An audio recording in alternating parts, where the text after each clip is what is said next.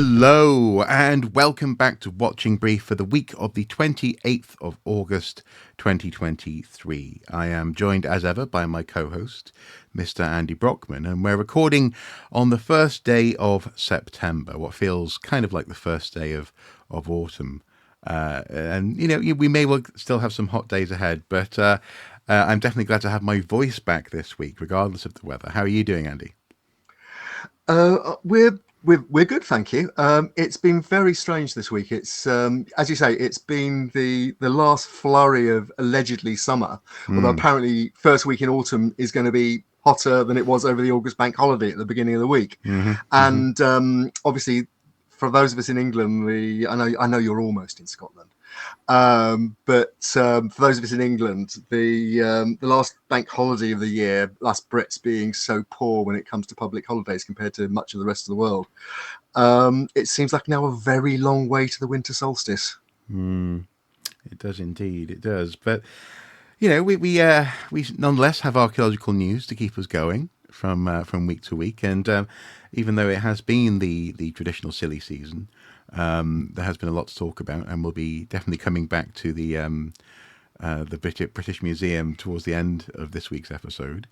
We also have an interview with the wonderful Rhys Booth, a follow-up to his actually 100% accurate prediction as to how legal issues might arise in Western Australia. I was a bit concerned, actually. I think Mystic Rhys, what else might he come out with? Is he going to become some sort of Oz version of the Oracle at Delphi? In fact, his predictions were a lot clearer than the Oracle at Delphi, from what I remember in my ancient Greek history. It was quite uncanny.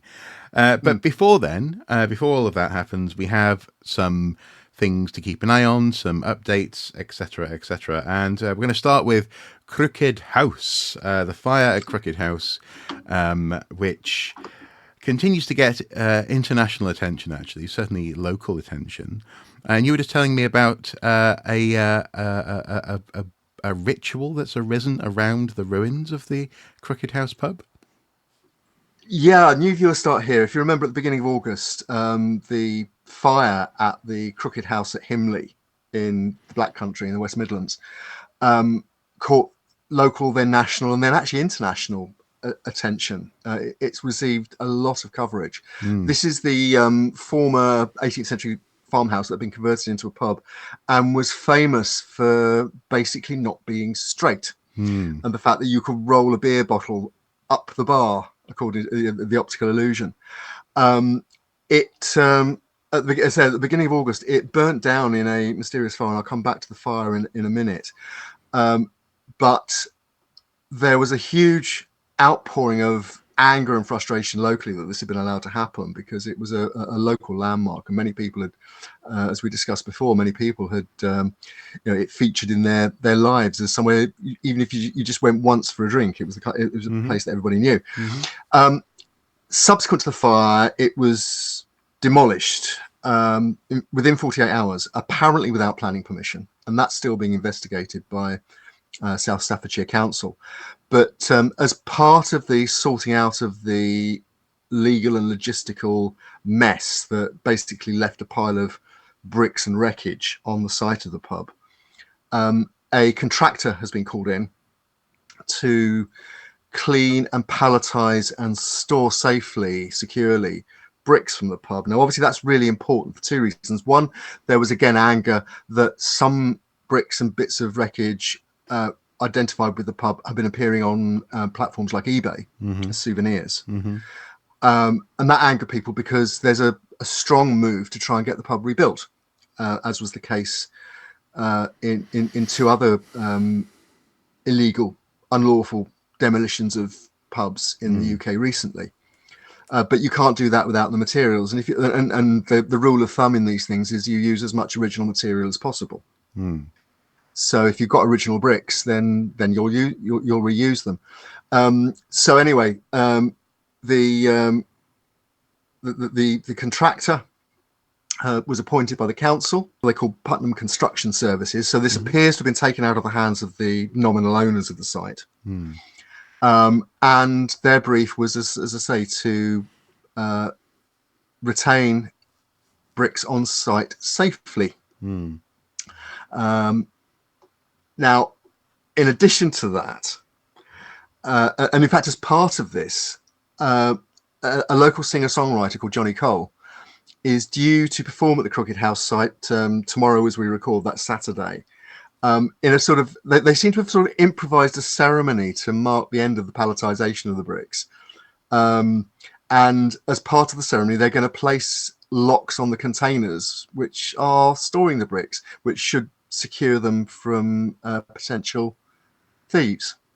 It's at midday tomorrow, followed by entertainment, and people are invited to turn up, but not to park at the site, because parking is very limited. There are those to park elsewhere and walk to the site. It's interesting, really. This really has caught people's imagination, and now it's almost becoming part of the local folklore. There's, a tradition is springing up to protect the site. It's almost sort of atavistic, it's the site's almost being embodied with a physicality in the local culture. So, personally speaking, I'd love to be there. I'd love to see it, but good luck to them. And with Parliament returning on Monday, the autumn session of Parliament begins on the 4th of September, on Monday, almost exactly a month after the fire. We will see whether Marc, the local MP, sticks to his word of raising the issue with Community Secretary Michael Gove, and whether any legislation to give more protection to community assets like pubs from unauthorised demolition comes forward. Yeah. Okay, fair enough. I mean, in this instance, it seems a little bit also like the old adage: you don't know what you've got until it's gone. The reaction to the loss of this pub is definitely gaining traction, presumably because more and more people have that sort of sense that they could have visited it, even if they didn't visit it regularly in their day-to-day lives. That's absolutely right. And in fact, it's across the country, we're seeing more and more reports of suspicious fires at heritage buildings. I mean, just last night here in London, in the suburb of Croydon, the local media was reporting two, in fact, what were described as derelict, i.e. currently unoccupied pubs, have been subject of mysterious fires simultaneously. And I should add as well, just as a final update on the Crooked House story. Again, we have one of the reasons we're being circumspect about what we're saying is there's still a live police investigation. Towards the end of August, in fact, on the 25th of August, the Staffordshire Police updated their website in terms of the investigation, and confirmed that. I'll just read the opening paragraphs of the press release. Detectives investigating the fire at the Crooked House pub in Himley are continuing to appeal for information following the arrest of two men: a 66-year-old man from Dudley, that's locally, and a 33-year-old man from Milton Keynes, were arrested on suspicion of arson with intent to endanger life. Today, 25th of August, both men have been released under conditional police bail as we continue to investigate the circumstances which led to the fire. And then they go on to reiterate that they understand the strength of feeling in the community. They ask for more information, but they also ask people not to speculate about what happened and who was responsible for it. We'll await further developments. A couple of legal points really on the press release just to finish. Conditional bail means that they may have had conditions placed such as they have to report to a police station at regular intervals. They may have had passports removed. Various other conditions can be applied when somebody is bailed when they're under investigation. The other point to make is that the police were very clear that they were arrested on suspicion of arson with intent to endanger life. Now, it's not necessarily, if you look at the legal definitions, that doesn't mean necessarily that a building was occupied at the time, although it could have been. but it extends to issues such as firefighters being put at risk and so on. The idea that it isn't just arson, deliberate setting of fire, but it's reckless in that you don't care whether anybody gets hurt or not. Yeah. And that is at the upper end of arson offences under English law. So the charges, if they come, and that aspect of the investigation is continued through, the charges that anybody might face as a result of the Crooked House fight could be potentially pretty serious. And if anyone's found guilty, they could end up doing quite a bit of prison time. Next, we have a retraction note in the journal Nature. This is available at nature.com, at least the summary of it is. Then the retraction note is with regards to an article titled "The Hopewell Airburst Event, 1699 to 1567 years ago," i.e. 252 to 383 CE. Retraction note? Airburst event. Yeah. This sounds an awful lot like a Younger Dryas adjacent event. Sorry, I said the coffee part out loud there.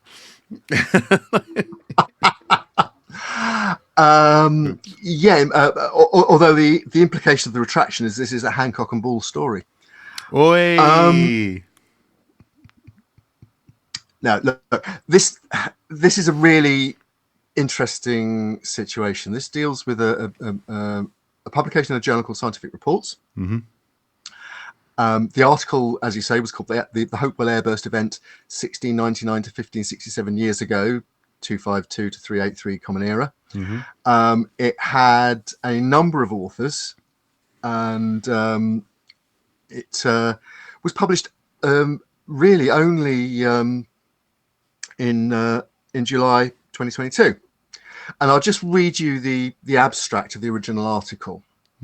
It cites meteorites, various chemical inclusions, and burned charcoal-rich Hopewell habitation surfaces demonstrate that a cosmic airburst event occurred over the Ohio River Valley during the late Holocene. A comet-shaped earthwork was constructed near the airburst epicenter. 29 radiocarbon ages established the event occurred between 252 and 383 CE, a time when 69 near-Earth comets were documented.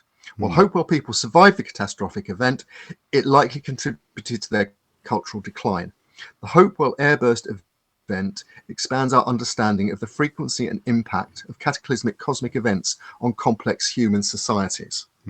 Now, you can see that an article like that is catnip to people who believe in the cataclysmic drivers to human events. And the at its most extreme event, it's the Atlantis conspiracy theories. And the theories of writers like Graham Hancock, who has talked about this kind of event, but not exclusively Hancock. Catastrophic events driven by comets have been part of the discourse really since modern geology and archaeology and soil chemistry started really working together about 40, 50 years ago. And the idea of identifying, for example, volcanic winters caused by volcanic eruptions. And to be fair, arguably some of this stuff actually has its origins in fiction as well. Fiction combined with those sorts of observations in the early 20th century is one of the reasons that it entered, for example, eventually people like Hancock's sphere of inspiration, is that these are dramatic events as described. But in this instance, it seems like there's reason to doubt that this actually occurred. For example, the burning you were saying could have been, everyday events like cremations and perhaps even controlled burning on land, that kind of thing. That's right. I mean, basically, the counter article came out in August this year. At the beginning of the month, and it's titled without any hedging, "Refuting the Sensational Claim of a Hopewell Ending Cosmic Airburst." And again, it's by multiple authors, including people who work on the Hopewell culture in Ohio. And basically, again, I'll just read you a short extract from the introduction, which sort of sets the claim. But both articles, I should say, will link to below the line, and both are available under open access. So for once, we can do a direct comparison, and our viewer can do, if they're interested, can do a direct comparison about what was claimed and then how it's transpired. But basically, the introduction to the refutation states, Tankersley et al. Tankersley is the lead author of the claim. Claim a cosmic airburst over modern-day Cincinnati, Ohio, in the 3rd or 4th century Common Era, catalyzed the decline of the Hopewell culture. This claim is extraordinary in the face of hundreds of archaeological investigations in the Middle Ohio River Valley that have heretofore provided no evidence of widespread cataclysm or social design in need of explanation. And then, I mean, this is like an academic mugging. Quote, Tankersley et al. Misrepresent primary sources, conflate discrete archaeological contexts, improperly use chronological analyses, insufficiently describe methods, and inaccurately characterize the source of supposed extraterrestrial materials to support an incorrect conclusion. Ouch. On the burning specifically, again, the introduction to the refutation states, quote, while charcoal and burned soils are found on virtually all excavated middle woodland archaeological sites in the region, these have prosaic explanations. Many of the burned, quotes, habitation services, end quote, mentioned are actually prepared services for ceremonial fires, not the result of synchronous regional catastrophe. And it goes on. I mean, it is an absolute demolition job on the original article, and as you see from it was published on 9th of August. The refutation that has come before the end of August. The situation was clearly untenable. So it was published. It was published in 2023, then, not 2022. The original article was published in February 2022. The refutation came in August of this year, 2023, and the retraction note came on the 30th of August. So within a month of the refutation article. I should add that the refutation note states that James A. Jordan, who is one of the authors of the contentious article, has accepted the refutation. The other authors, including Kenneth Tankersley, who's named as the sort of lead author, the corresponding author on the paper, quote, did not respond to correspondence from the editors about this retraction. Right. Okay. Well, yeah, it's interesting because obviously this sort of thing has been put to bed quite conclusively there, but I suspect if people want to, they will see this as proof that the establishment does not like these ideas getting out there, and so on and so forth. Yeah, I'm willing to bet good money, or Bitcoin probably more appropriately, that somewhere on the internet as we speak, somebody is publishing something which says that big archaeology has once again hidden the truth from the people. Yeah, curious thing. Speaking of the truth and the people, you've noticed that Restore Trust are geeing up candidates and adverts leading up to the National Trust Council votes. Is there anything really to say about that, other than you will see these adverts on your social media feeds and be aware? That's right.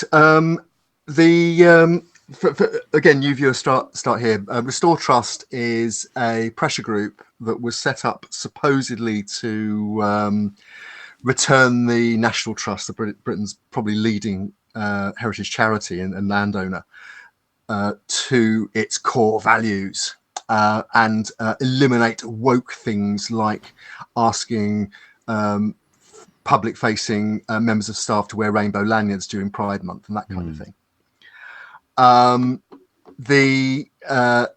For the last couple of years, they've run a slate of candidates for the annual National Trust Council elections. And in fact, on 1st of September, the day we're recording, voting for this year's National Trust Council started for the National Trust members.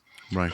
And the Restore Trust slate of candidates are there to try and get onto the trust and basically influence its decision making and its policies in the direction that they propose. Now, all well and good, you might say. It's it's a democratic vote. It's overseen by an independent voting organisation to ensure fair play, and people are entitled to stand and people are entitled to put views. The problem with Restore Trust is that it is widely regarded as what's called an AstroTurf group. An AstroTurf group being an apparently public organisation that's been generated by public opinion, that is actually a pressure group that's being supported and paid for by lobbyists. And in this case, it's the right-wing lobbyists that are, shall we say, Tufton Street adjacent. Yeah. Tufton Street being the shorthand for opaquely funded, right of centre lobbying of government. And AstroTurf being fake grassroots, basically. Yes, exactly. If people aren't familiar with the term, so yeah, basically it's fake grassroots, a fake grassroots organisation. The advertising this year, it's basically in the last few years, Restore Trust has failed utterly to break through. Mm-hmm. It's made a lot of noise in the media, partly because a lot of its outriders are associated with the right-wing media, particularly the Daily Telegraph. In fact, one of the candidates this year on the slate is a former Telegraph sketch writer, right, and journalist. But the advertising this year it's very glossy. Some of it at least appears to be associated with the right of centre TV channel, the anti-woke TV channel GB News, which is controversial because of its associations with people like Nigel Farage, numerous conservative right-wing MPs who've been given shows, and also including the current deputy chair of the Conservative Party, who's nicknamed 30p Lee Anderson. But particularly Nigel Farage has appeared on a Restore Trust advert, asking people to vote to knock some sense into the National Trust. The idea of the one of the tropes on the right wing being that common sense, ordinary people don't go with this wokeism stuff. That and said, why are we giving these adverts so much attention then? Because it's a heads up. It's it's to tell people not to be taken in. That Restore Trust isn't a genuine public organisation. They're lobbyists. Although they would say again, they would deny absolutely, I'm sure, any claims of white nationalism and racism that the subliminal images or the images subliminally might seem to offer their audience. For example, the director of Restore Trust is a woman from Global Majority of Ethiopian heritage. So, it's really just to be aware, and we'll be covering another story where this becomes an issue later in the show. But it's about how the public space is being. Well, there are attempts to occupy the public space by paid for lobby groups, rather than who are trying to drive their own agendas by co-opting charities and public organisations like the National Trust. Yeah. Also, as well, it's worthwhile remembering that the National Trust slogan is "Forever for everyone," not "Forever for Middle England." So hopefully its membership will bear that in mind. Next, we have the story of Antoinette Sandbach, former MP who's been asked to be removed from slavery research. One of her ancestors was a slave owner, and she is uncomfortable being associated with this fact and with this project. Do you think she has a point? Interestingly, yesterday on Twitter, David Olusoga made a point of describing her ancestors' holdings, particularly lumping human beings in with livestock when they died, this kind of thing. I don't know Yeah. about you, but personally, I feel as though if one of my ancestors owned slaves, I would want to know about it, and I wouldn't be too bothered about telling other people about it. It would be an opportunity to talk, not something to be ashamed of. After all, you and I, for example, have not ever owned a person, have we? And presumably neither has Antoinette. No, no, no. And in fact, when it went online, I actually checked the database of people who were given compensation when slavery was abolished. Slavery was abolished in the British Empire, and to check whether anybody that we know of in our family tree had been given compensation for owning or having investments in companies which dealt in enslaved African people. And I'm very pleased to say that at the moment it appears they didn't. But as you say, if I were to find that out, I'm not responsible for what they did 200-300 years ago. No. But because as a human being, I need to respond to that issue now in 2023, I'd quite like to know. I think, well, I don't want to impute motives to somebody who I've never met, who I haven't discussed this with. But I think Antoinette Sandbach's move, which is basically to approach Cambridge University, where a man called Malik Al-Nazir is undertaking doctoral research, which involves research into her family's investments in what's now Guyana, formerly British Guyana, Demerara.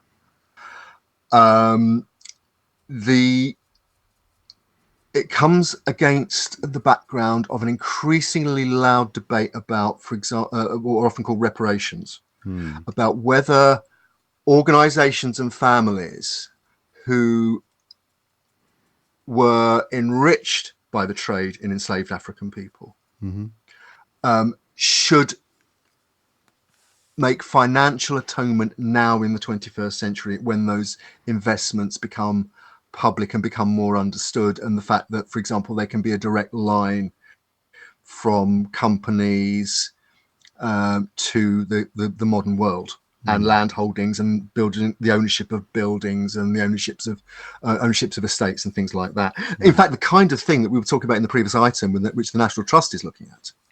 Precisely that kind of thing. And crucially, it's worthwhile saying that even though you and I can rest assured that we personally haven't done anything like that, and even though to my knowledge, my family has never been in a position to do that sort of thing, we do nonetheless, as you say, benefit from those foundational institutions that were set up on the backs, literally on the backs of that slave trade.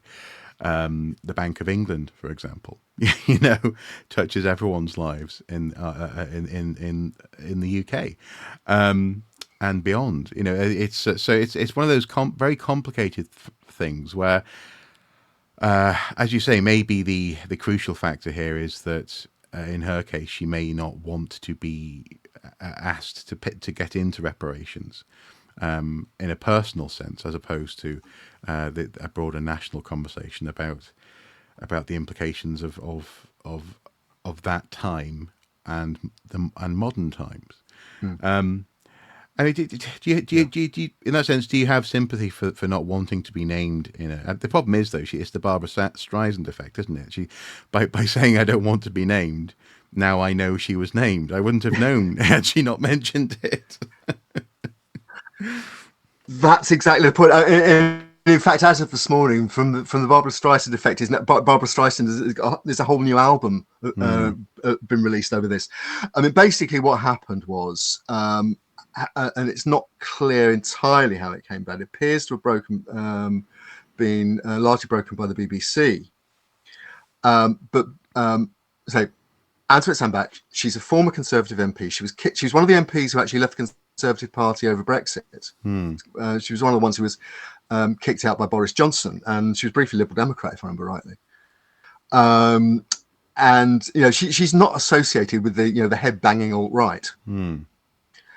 But basically, Malika Nazir named her in a TEDx talk. She took, according to the correspondence and the statements that have been released by the various parties, she appears to have taken exception to that on the grounds that there were many other living relatives, which is true. Anyone who does family research knows that for one person now there you go back far enough in history and everybody's related to Genghis Khan. It's that that factoid of genealogy. So why her in particular? And she argues that there's no public interest in that, and she's basically trying to apply privacy legislation, GDPR and so on, to this particular issue. Mr. Al-Nazir and his supporters say, wait a minute, this is academic research. And I'm not accusing her of anything. I'm just pointing out that she's there as a figure in public life, or certainly has been in public life, serving a governing party, and living on, being associated with family companies and land holdings. And it's perfectly legitimate. It's not blaming her. It's just pointing out that this is a fact of life, and that families who made those investments back in the 17th, 18th, early 19th century, many of them still are in public life. For example, the family is distantly related to the Gladstone family, and the father of William Ewart Gladstone, the famously Liberal Prime Minister, has also been associated with slave owning, and Prime Minister Gladstone his reputation has been under question as a result of it. So this is sort of complicated stuff. She argues she's got the right to be forgotten. She can argue that, but also her family were compensated for 600 slaves in the Compensation Act, and their company dealt, not surprisingly, being linked with the word Demerara, dealt in sugar, molasses, rum, and slaves. So, it is. It's as you say, it is going to be complicated. Yeah, and this was a business empire. The particular person that Mr. Al-Nazir is looking at, or one of the particular people that Mr. Al-Nazir is looking at, is a man called Samuel Sandbach, who's described as literally as a slave trader, a trader in enslaved people. And he co-founded a firm called Sandbach Tin and Co, based in Liverpool. Liverpool being at one end of what was often called the slave trade triangle. And the names are the same. He's a Sandbach. So somebody with a vague knowledge of modern politics might almost ask the question, well, if it's not a particularly common name, so you might actually recognise it.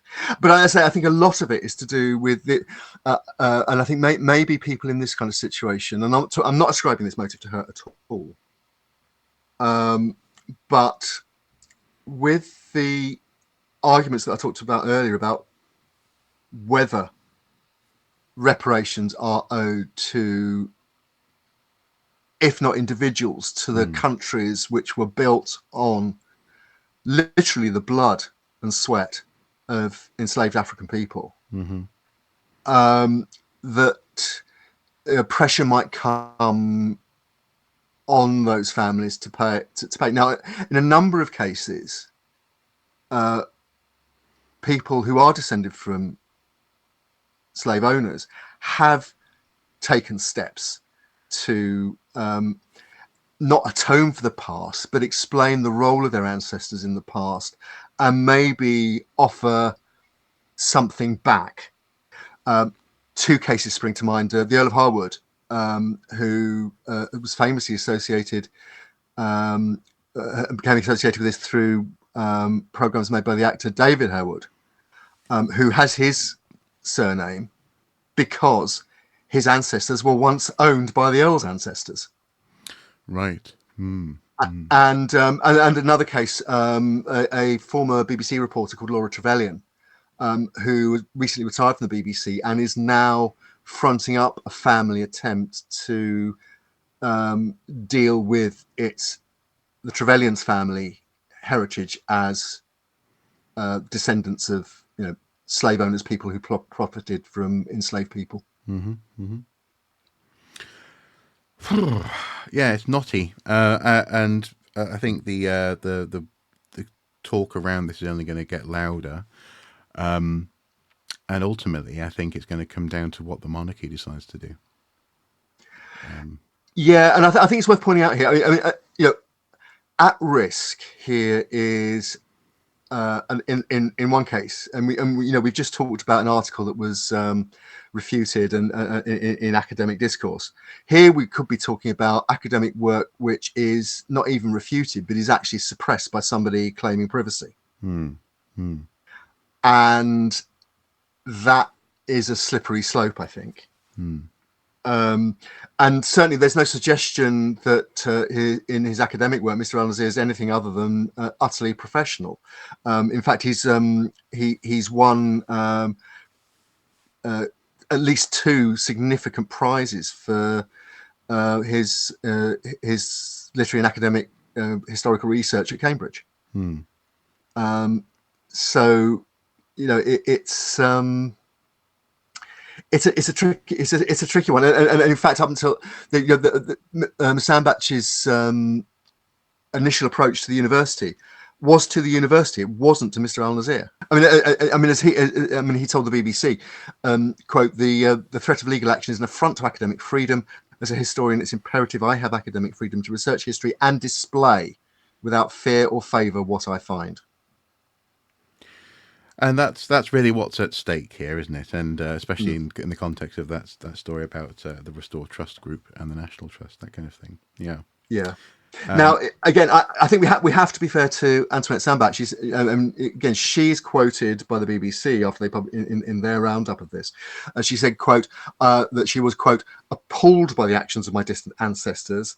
And then she's also quoted as saying that she would, quote, never seek to prevent free speech or suppress academic research. In this case, I objected to ongoing data breaches by Cambridge University and Mr. Al-Nazir, which compromised my personal safety.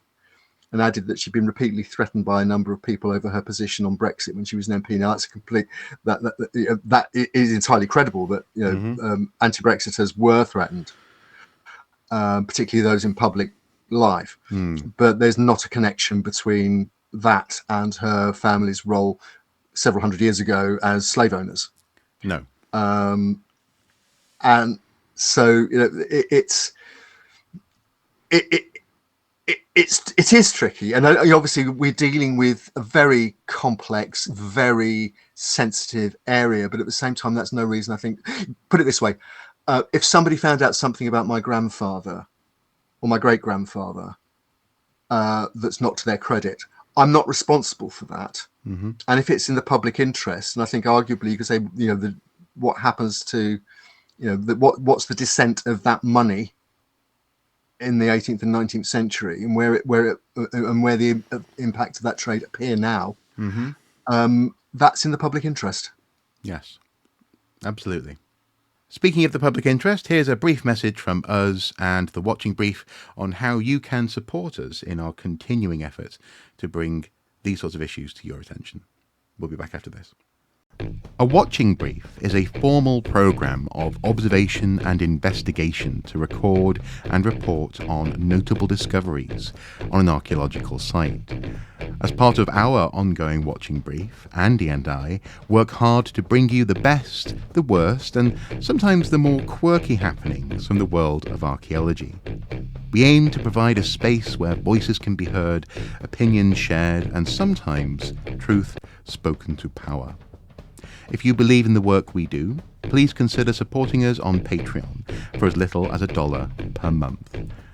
Thank you.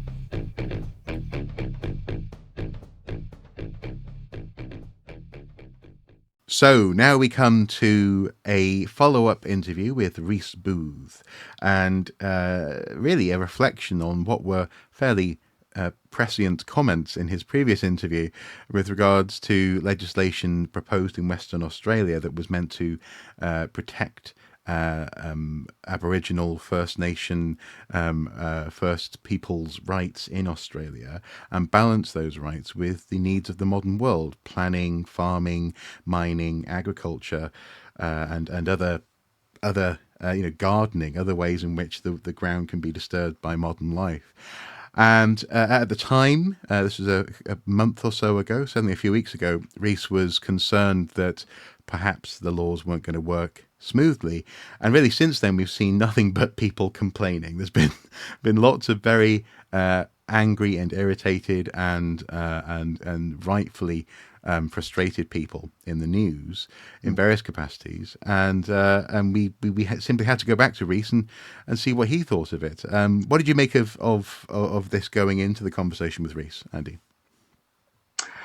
Well, as a fan of political satire and so on, I couldn't help but think of the famous word that was coined by the writers of a British TV show called The Thick of It, which satirizes politicians and their PR people.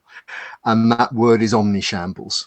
Yeah. And that is an idea that something is so catastrophic that it is an omniscient shambles.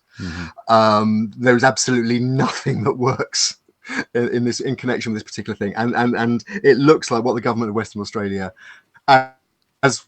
I don't think even Rhys predicted it would be quite as bad as it's turned out to be, because what we have is the kind of omnishambles where a government introduces, a state government in this case, introduces a piece of high-profile heritage legislation and within months has to rescind the thing and is desperately trying to rework it to save something from the rubble. It's a fascinating story about sensitive, how not to do sensitive, responsible heritage legislation. Frankly, it's just pleasant that it's not Britain, it's not Westminster doing this for once. It's just amazing. I'm not going. Look, I'm not going there. And to be fair, I don't think we particularly go there in the interview. No. But look, I mean, it is something I think that people who study heritage law and ethics will be looking at for a long time. So here's the interview. Here's the conversation I had with Rhys earlier.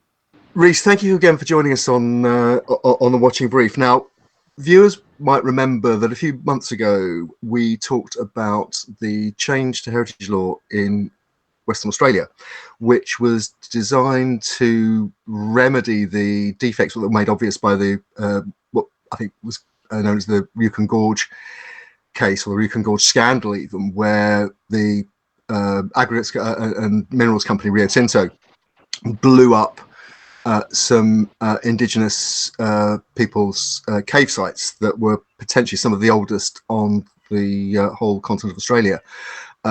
It ended up with a major scandal, as I said, and the resignation of the head of the company, and a sense that the government needed to make sure this couldn't happen again. Now, when we last spoke, Western Australia had introduced new heritage laws, but they were proving very controversial, particularly among farming groups. And there was a petition to rescind the new law. Can you bring us up to date on what's actually happened?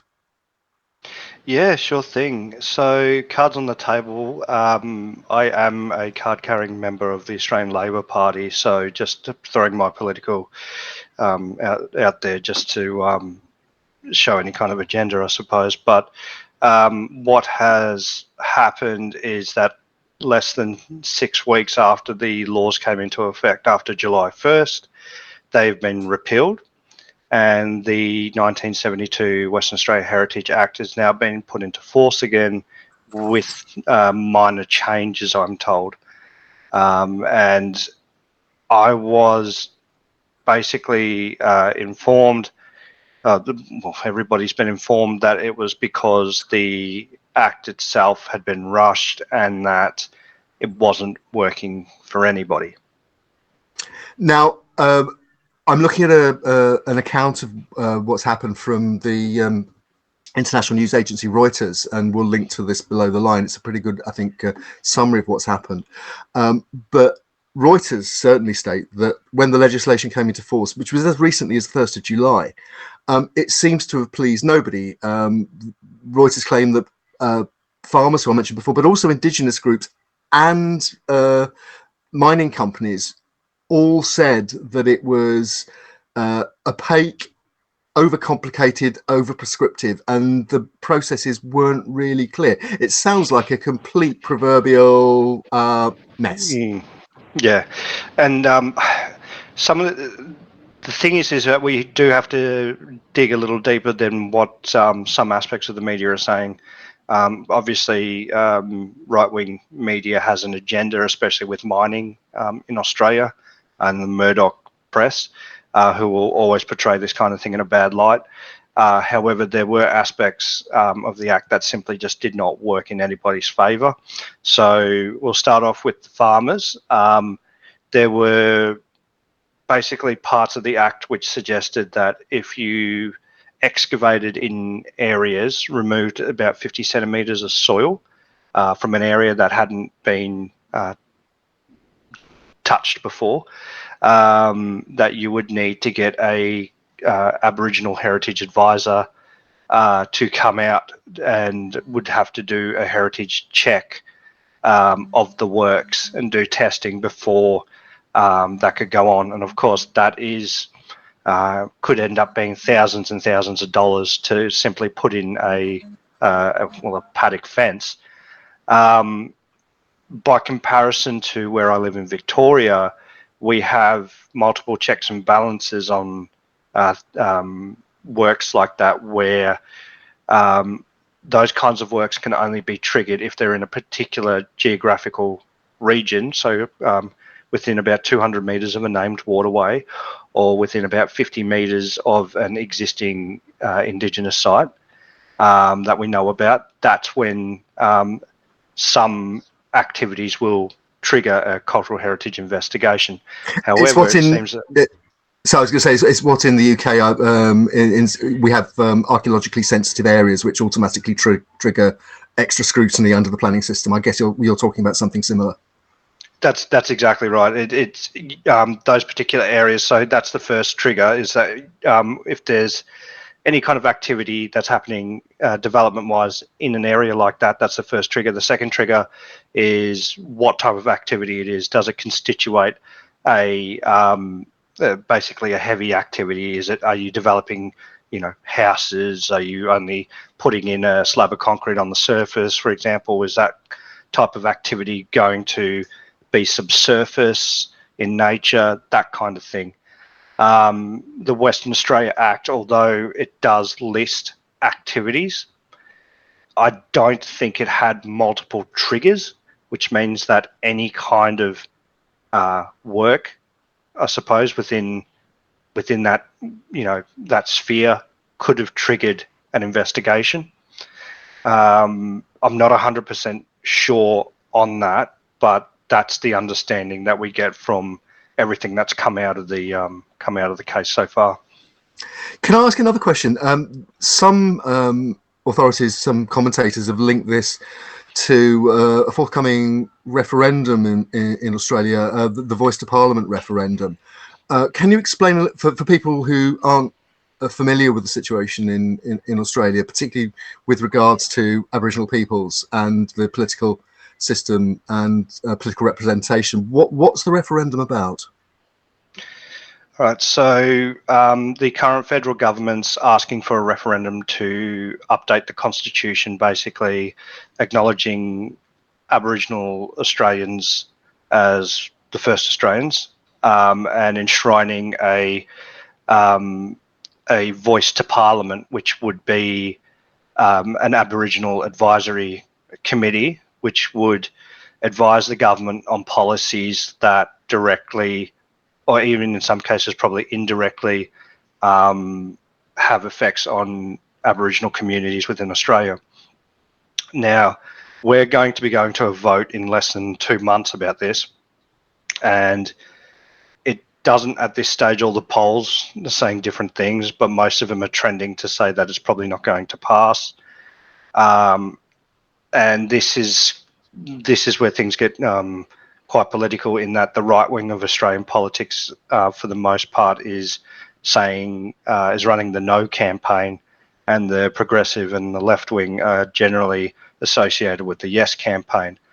Now, the no campaign has used the failure of these laws to push their agenda, basically saying that this is a taste of what the voice could bring, which is no real validity to those claims, because we're talking about state heritage legislation, not federal government legislation. And to be quite honest, anything that the voice could say to the Australian Federal Parliament can be ignored by the Australian Federal Parliament. They don't have to listen to the voice.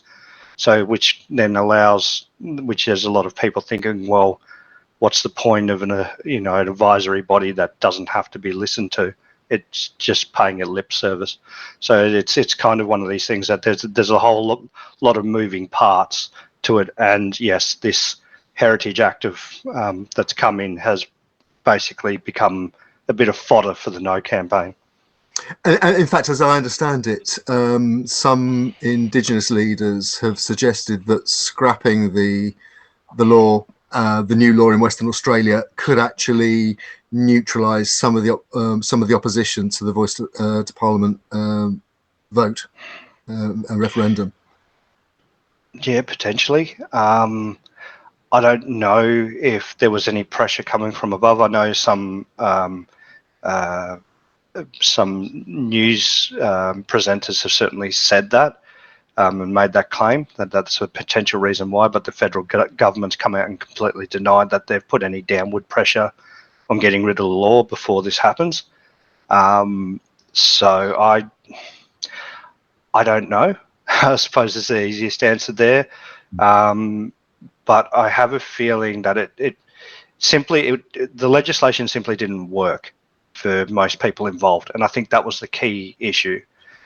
And I think what's interesting is that the Western Australian government hasn't said that they're going to simply revise the laws and come up with a new Heritage Act. They've reverted back to the 1972 laws with some updates. And that in itself is really, really interesting, because effectively it means that we are still kind of stuck with the same laws that allowed Junakan Gorge to happen. And whether or not those updates that they've put into the Act, whether they'll be sufficient to stop that from happening again, I don't know. I think it's worth saying, actually, it's not a complete repeal, is it? The legislation is actually being amended to make it less blanket and more permissive. So, for example, Aboriginal cultural heritage will still be overseen by what's described as a majority Aboriginal administrative body, and that Aboriginal groups will retain a right to review, but the state minister has the final say. And there are also, as I understand it, there's an amendment which will require a landowner, a property owner, a mining company to notify the state minister of any new information about it. One of the arguments about the gorge destruction was that state officials and even the senior management of Rio Tinto weren't informed about new archaeological historical information about the site before it was destroyed. Yeah, which then goes to, is it a failure of the heritage advisors that were working on that site? Is it a failure of the company? Is it a failure of the state? Is it a failure of all three? I couldn't tell you, but I think that to allow people to self-report these sites was extraordinarily problematic, because, well, the fact of the matter is see no evil, hear no evil, pay no fee. Who's gonna on a $100,000, $500,000 investment property say, oh yeah, by the way, we found 2 Indigenous burials and X, Y, and Z or something like that, when they know it's going to cost them, another tens of thousands of dollars to potentially get it looked at. It doesn't, self-reporting and self-regulation like that really does not work in my personal view. And it is kind of like that in my state, where after an investigation has been done, after the cultural heritage management plan has been put in place, that legal document's been put in place, basically the company has to follow that legal document. So if anything's found, they have to report it. But of course, who's there to make them report it?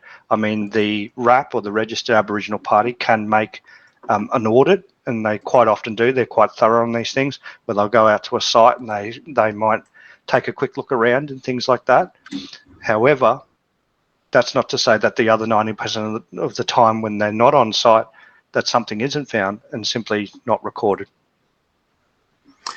And just to go back to the, and again, it's something we're less familiar with in the UK, although perhaps our colleagues in the United States, where there's a similar federal system, might be more familiar with this kind of issue.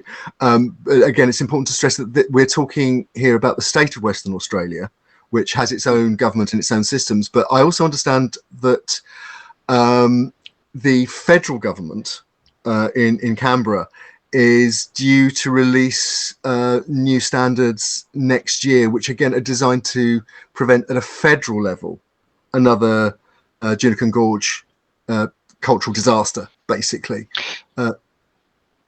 Yep, and that's, I mean, it's interesting. Like, it's a good thing that they're actually doing it, but it's also, I would say, to a point, ineffective, because that particular legislation only applies to land that is directly controlled by the federal government. And I'm not even sure how far that goes. So you might be talking about national parks.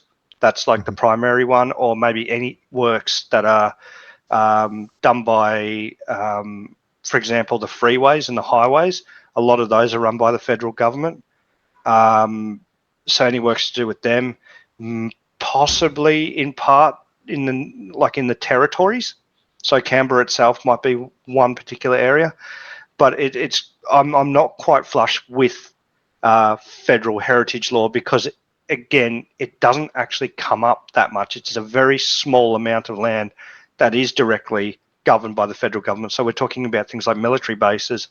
So those laws will apply there, but it might be a bit of a, I suppose, a bit of a PR thing to kind of go, okay, at least the federal government's doing the right thing. And I think it's worth saying here as well that Reuters are certainly reporting that an Aboriginal representative group, national representative group, the National Native Title Council, says that, again, a cultural disaster like Junican Gorge could happen again, because a lot of heritage sites are on private land and private farmland, which, again, are to a degree out of control and below the radar. That's exactly right. And this comes down to the whole idea of self-reporting and self-regulation. A lot of sites, see, the thing is, though, you've got to also empathise with farmers and other people that really don't know what these sites look like. When we're talking about a lot of these Aboriginal sites, what we're talking about is stone debitage, usually on a surface or just below the surface. So that's where somebody over the vast history of Aboriginal time here has made a stone tool of some description, and all the flakes. So if you imagine like somebody making like a smith making a sword, you see all that stuff, all the sparks and that come off that sword. That's the kind of stuff we find, but in stone form. It's all the debitage from that process. Those are sites, and they're the vast majority of sites in this country.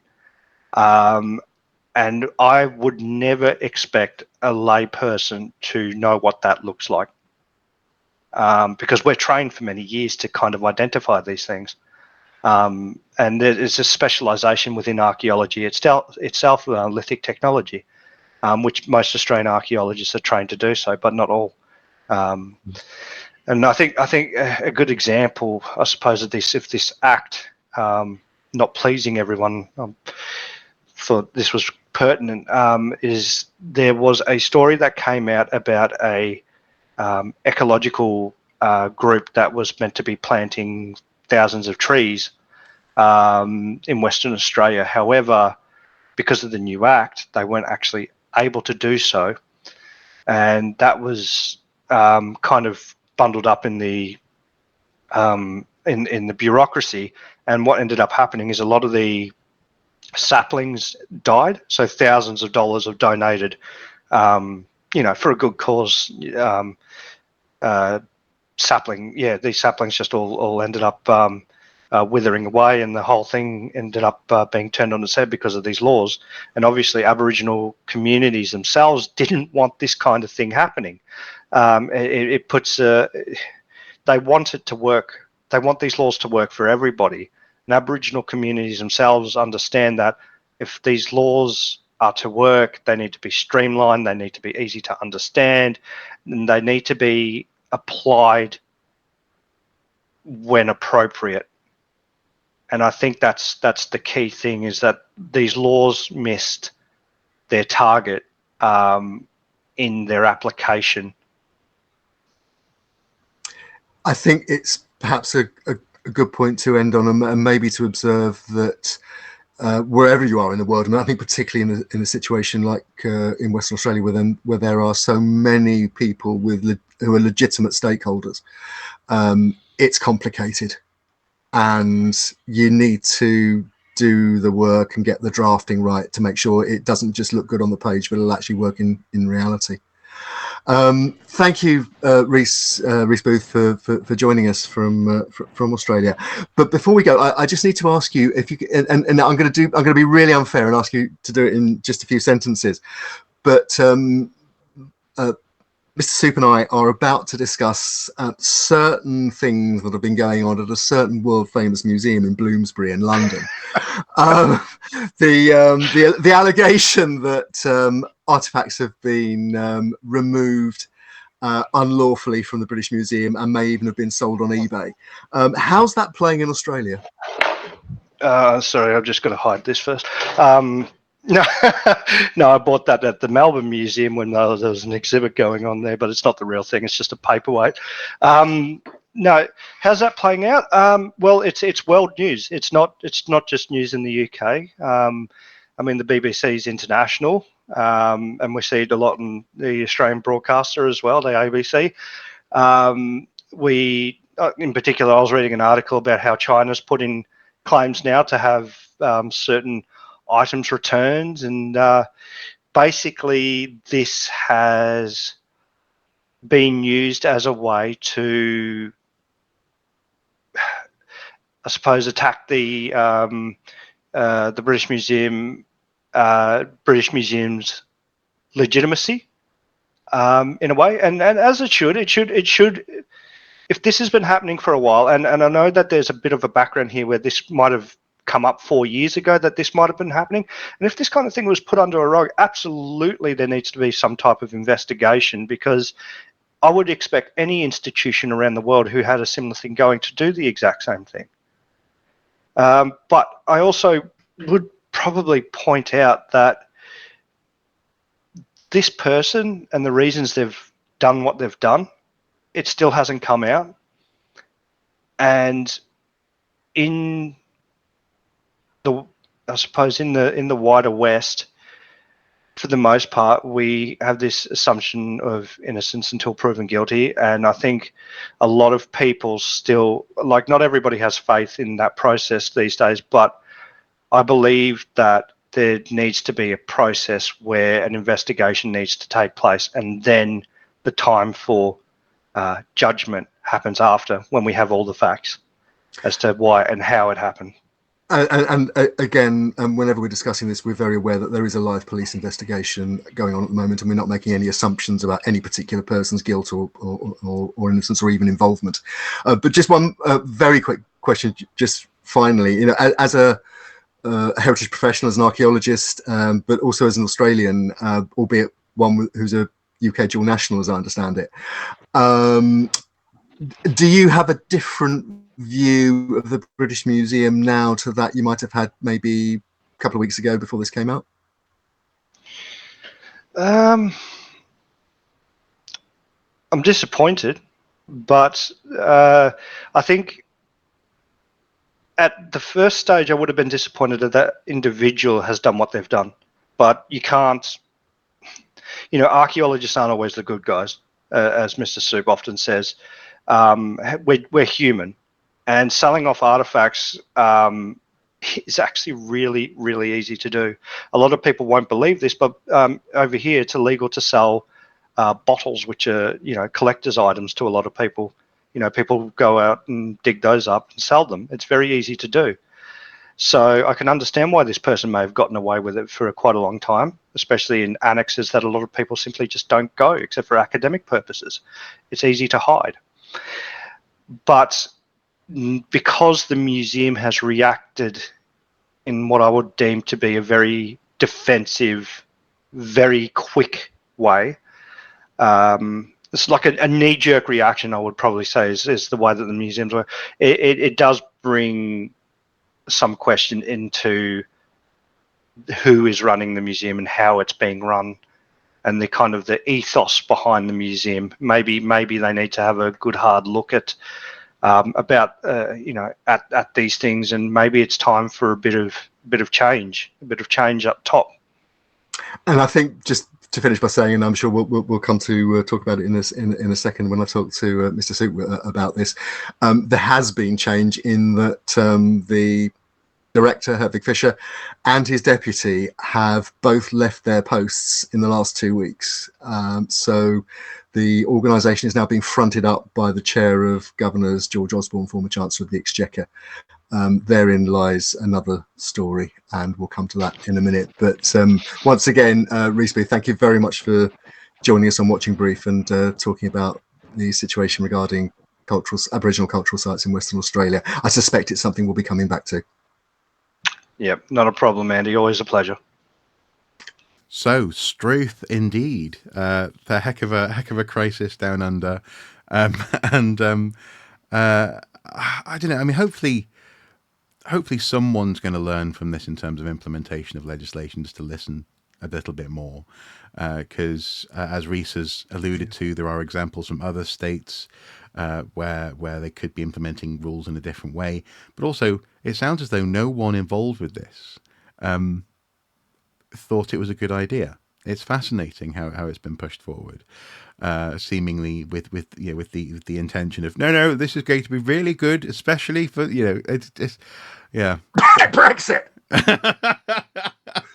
You see, I told you, Westminster. It's just wonderful not to have it be London for once. Now, speaking of London, though, you did hint at this towards the end of the interview there with Rhys, but I think we want to just see what happens over the weekend before we really tackle this issue in earnest. But it's worth touching on at the British Museum the fact that Carl Heron, an archaeologist, has been promoted to the role as new acting deputy director of the British Museum. And there's a photo of him on this artnet.com article, courtesy of the University of York, in fact. The British Museum promotes an archaeologist to effectively lead the institution in the wake of its embattled director's departure. Is this going to be someone who's going to go in and clean house and take no nonsense, or is this a caretaker appointment, do you think? What do you think?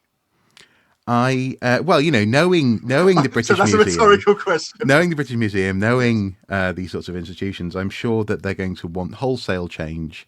They're going to want, closets to be opened, skeletons to be revealed, quite literally in the case of the BM, and we're going to see a real laying down of the law. Yeah, absolutely. And I think we can expect wholesale staff changes and Dr. Dan Hicks being imported, parachuted in as their ethics and policy advisor. Yes, with No, some it's not going to happen. yeah, exactly. Thinking with some napalm, just parachutes in. Yeah, no, it's not going to happen. Look, and again, Dr. Hicks has done some brilliant work in exposing the issues around colonial collections, particularly the Benin bronzes, with his book, The Brutish Museums. So, look, we are going. I think we're going to return to this in a full-length piece next time, but for now, I think we're looking at a holding pattern. And I think we're doing that for a number of reasons. One is that, first of all, the British Museum is a huge bureaucratic organisation. And promoting an insider to act up as its head for the time being is about stability and about keeping the remaining staff on side, particularly when one of their senior colleagues has just been fired for allegedly disposing of artifacts on eBay. This is probably the most humiliating, destabilizing thing that's happened in the British Museum world, certainly in my active career in heritage and archaeology, and that includes covering things like the sale of Sekemka from Northampton. You cannot overestimate how bad this is for the image of the British Museum in general and large national museums in particular as well. We can see that just from the number of people who are jumping on the bandwagon to say that nothing in the British Museum is safe. I mean, at the moment, we've got claims from for the returning of artifacts from China. We've had claims from Greece on the Parthenon marbles, nothing new there. Nigeria for the Benin bronzes, nothing new there. There's an outstanding claim from Moai from Easter Island. And just in the last couple of days, some Welsh nationalists have demanded the return of the Mold Bronze Age gold cape to North Wales.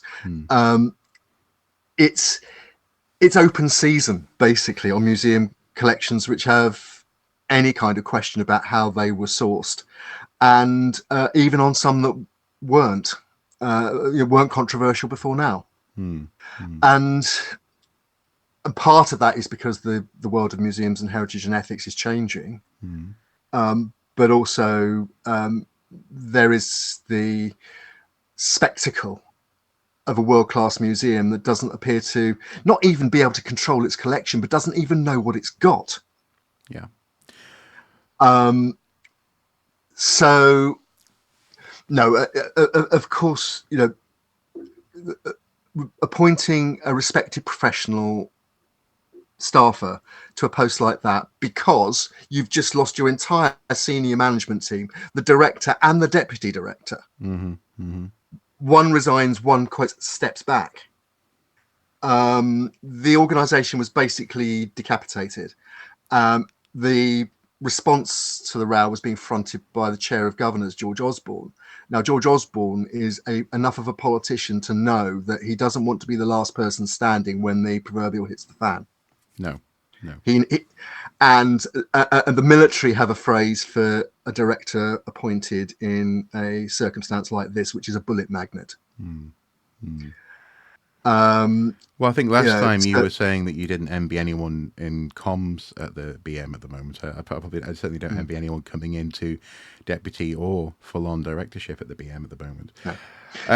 And it's and given that it's been an appointment by the governors, it's only ever going to be a caretaker post. It's a very important caretaker post, and we wish anyone in that post and supporting the museum well in really unprecedented circumstances, like I was saying.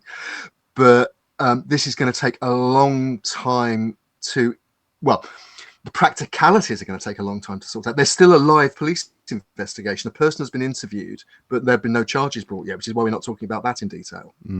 But aside from the practicalities of what this is showing about the collection, there's reputational damage, which is probably going to take decades to